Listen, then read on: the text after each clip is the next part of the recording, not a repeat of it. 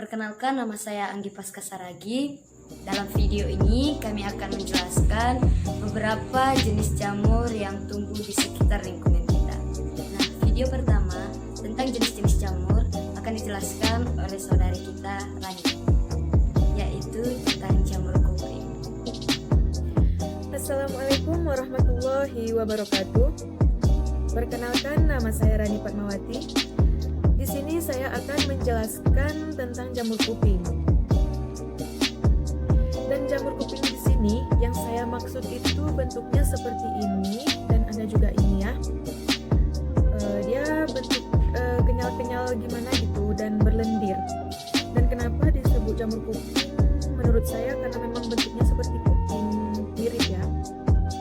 Dan jamur kuping merupakan salah satu kelompok jeli fungi yang masuk ke dalam kelas Basidiomycota dan mempunyai tekstur jeli yang unik.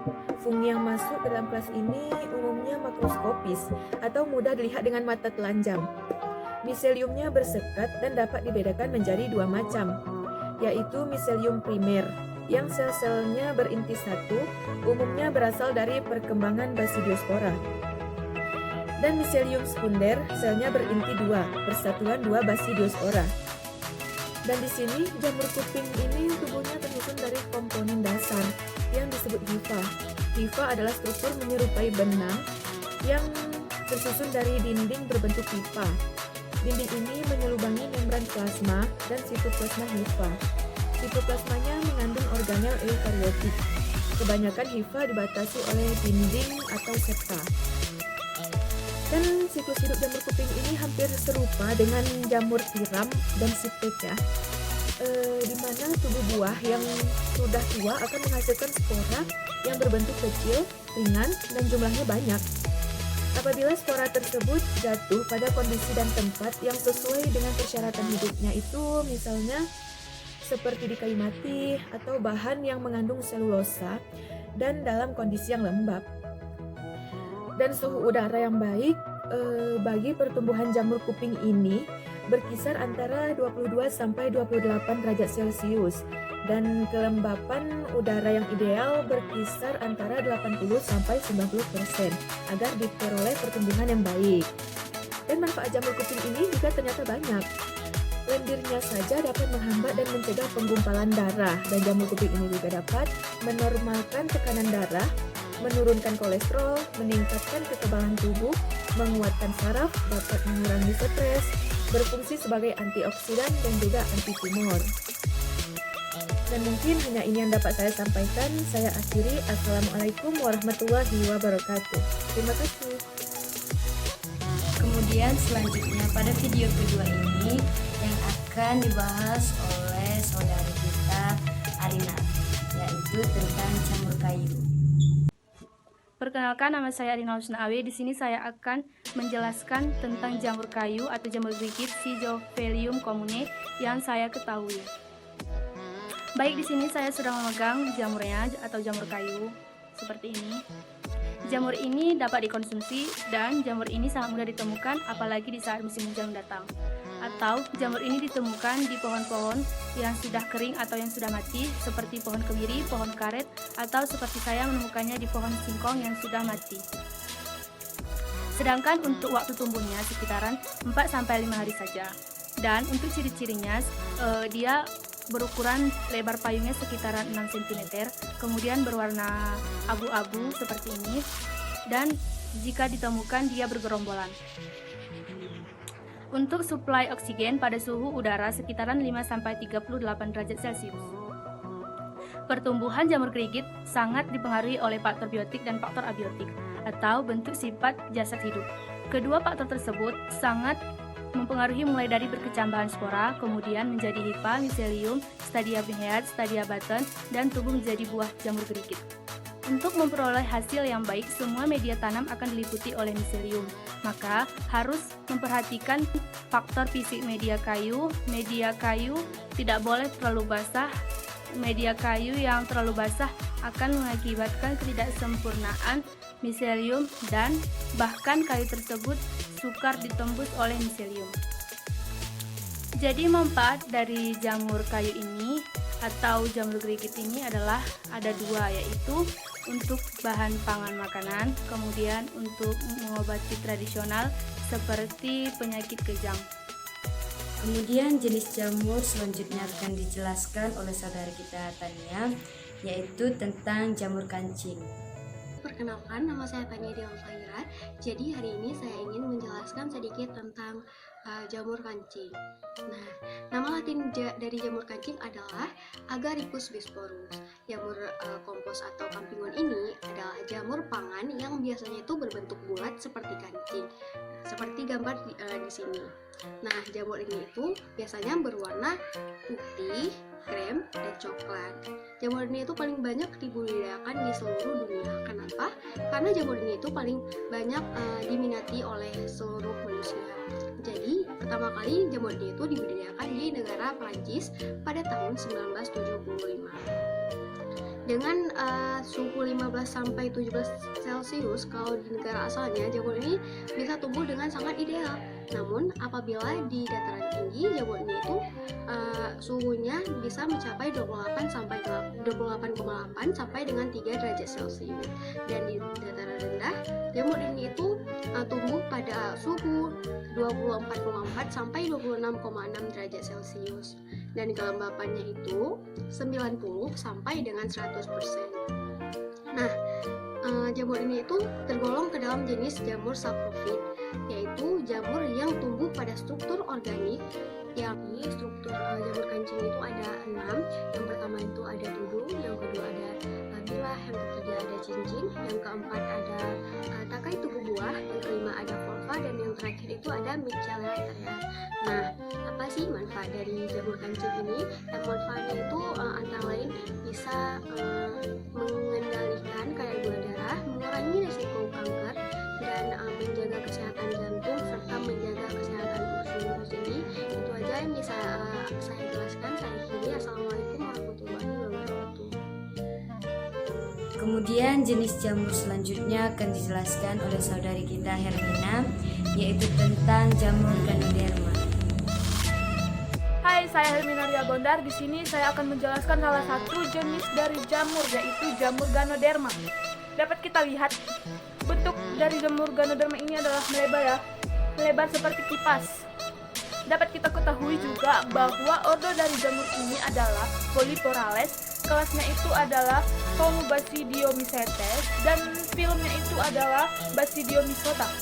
Jamur ini berasal dari bahasa Yunani, di mana artinya ganos ialah bercahaya dan artinya derma ialah kulit. Jamur ini adalah organisme ekariotik yang digolongkan ke dalam kelompok jamur sejati, karena yang di selnya itu tidak terdiri atas kitin, namun selnya tidak memiliki klorofil. Ganoderma ini merupakan kelompok jamur yang termasuk famili Polyporaceae yang memiliki struktur tubuh buah berupa kipas. Seperti kita lihat tadi, ini adalah contohnya, berupa kipas, melebar di berupa kipas. Dan hymenophora merupakan bulu-bulu ataupun pori yang dilihat dari luar berupa lubang. Ini ada lubangnya, berupa lubang yang dilapisi oleh hymenium. Ganoderma ini hidup dan tumbuh subur pada tanaman tahunan dan memiliki peran ekologis sangat penting dalam ekosistem hutan untuk proses pemecahan senyawa lignin dalam dekomposisi jaringan kayu. Jamur ini juga hidup dan tumbuh pada pH 3 sampai 8,5 dengan temperatur 30 derajat Celcius dengan kelembapan yang tinggi. Ganoderma ini mendapatkan makanan secara heterotrof, yaitu dengan mengambil makanan dari bahan organik yang akan diubah menjadi molekul-molekul sederhana dan diserap langsung oleh hifa. Dapat juga kita ketahui bahwa jamur Ganoderma ini memiliki kerugian dan juga keuntungan, di mana kerugiannya itu sebagai patogen tumbuhan. Jamur Ganoderma ini dapat menyebabkan busuknya akar dan batang pada tumbuhan tahunan tropika di perkebunan ataupun kelapa sawit, sehingga menyebabkan kerugian besar. Manfaatnya itu sangatlah baik sebagai saprofit. Jamur ini telah lama digunakan sebagai bahan obat bagi kesehatan manusia, termasuk penyakit tumor, kanker, dan juga penurun kolesterol. Jadi bagi teman-teman yang memiliki penyakit tersebut dapat direkomendasi untuk mengonsumsi jamur Ganoderma ini, di mana jamur Ganoderma ini memiliki nutrisi karbohidrat sebanyak 43%, protein 26,4%, lemaknya 4,5%, abunya itu 19%, dan airnya itu 6,9%. Jadi sekali lagi buat teman-teman yang memiliki penyakit tumor, kanker ataupun kolesterol dapat mengonsumsi jamur ini. Demikian penjelasan saya tentang jamur Ganoderma ini. Sebelum saya tutup, saya akan memperjelas lagi bentuk dari Ganoderma ini. Ini adalah contoh dari jamur Ganoderma. Lebar seperti kipas ya guys. Ini ada putih-putih. Dia itu berpori-pori dan berlubang. Udah jelas ya. Demikian penjelasan saya tentang jamur Ganoderma. Apabila ada kesalahan, saya mohon maaf. Dan sampai di sini, sekian dan terima kasih. Kemudian jenis jamur tiram akan dijelaskan oleh saudara kita Jovia. Saya Jovia Ruinigulu dari kelas MG14. Saya akan membahas tentang jamur tiram. Poin pertama, pengertian.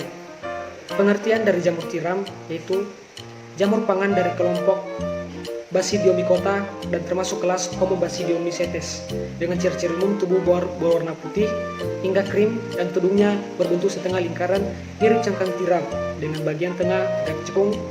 Jamur tiram masih satu kerabat dengan Pleurotus eringi dan sering dikenal dengan sebutan King Oyster Mushroom. Poin kedua, karakteristik. Tubuh buah jamur tiram memiliki tangkai yang tumbuh menyamping, bahasa Latin Pleurotus, dan bentuknya seperti tiram ostreatus, sehingga jamur tiram mempunyai nama binomial Pleurotus ostreatus. Bagian tudung dari jamur tersebut berubah warna dari hitam, abu-abu, coklat, hingga putih dengan permukaan yang hampir licin dengan diameter 5-20 cm, yang bertepi tudung mulus sedikit bertekuk. Selain itu, jamur tiram juga memiliki spora berbentuk batang, serta miselia berwarna putih yang bisa tumbuh dengan cepat. Poin ketiga, siklus hidup.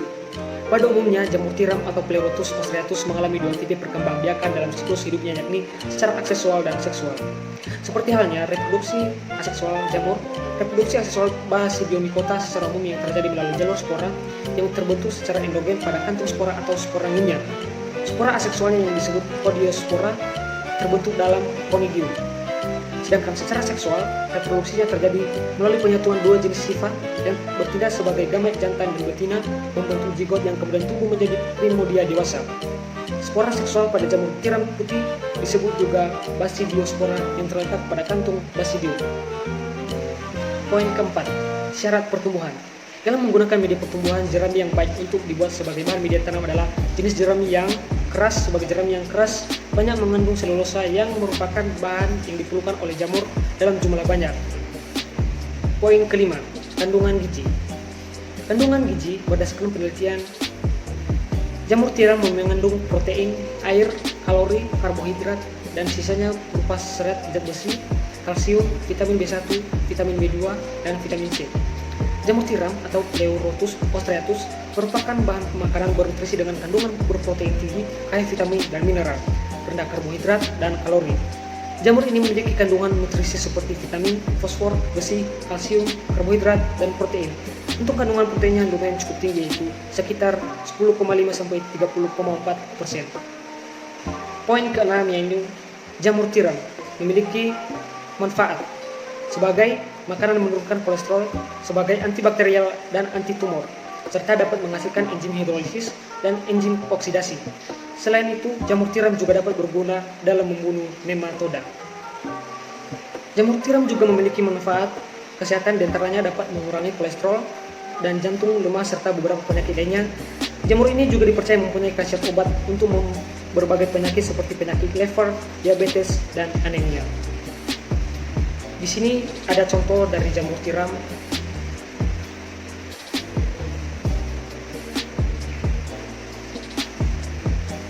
Inilah bentuk dari jamur tiram. Demikian penjelasan dari saya. Terima kasih. Nah, pada jenis jamur barat ini akan dijelaskan oleh saudari kita Mona Susilawati. Perkenalkan, nama saya Mona Susilawati Nenggolan.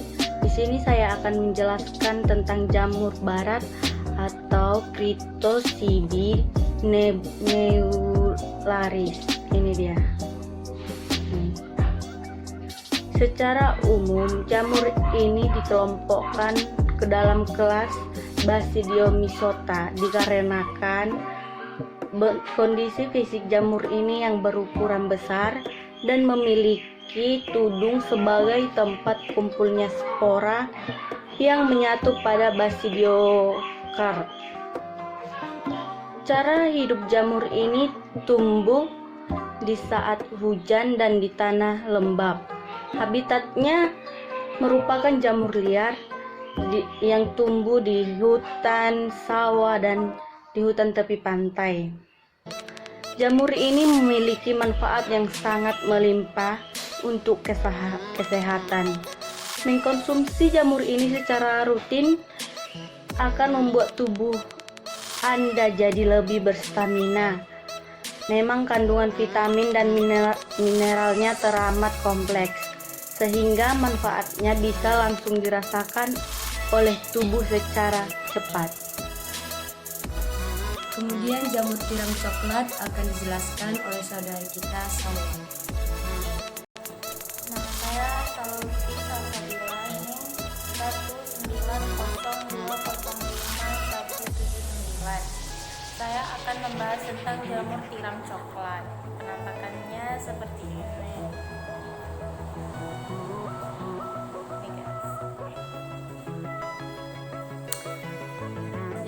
Struktur jamur tiram coklat ini terdiri dari tudung, lamela, hifa, inti sel, septa, miselin, cincin, dan tangkai bunga. Jamur tiram sendiri dapat hidup di tempat yang bersuhu rendah dan lembab. Tingkatan suhunya antara 10 sampai 20 derajat Celcius dan tingkat kelembabannya juga dimulai dari 85 sampai 90%. Manfaatnya dapat diolah menjadi makanan, dapat menurunkan kolesterol sebagai antibakterial dan anti tumor, serta dapat berguna dalam membunuh nematoda. Juga memiliki banyak manfaat kesehatan lainnya seperti kolesterol, jantung lemah, liver, dan diabetes dan anemia. Budidaya jamur tiram juga cukup menarik untuk diketahui. Jamur tiram ini hidup di alam bebas. Jamur tiram bisa dijumpai hampir sepanjang tahun di hutan, pegunungan, daerah yang sejuk. Sekian, terima kasih. Sekianlah jenis-jenis jamur yang boleh kelompok kami sampaikan. Apabila banyak kekurangan dalam pembuatan video atau bahkan dalam penyampaian materi, kami mohon maaf.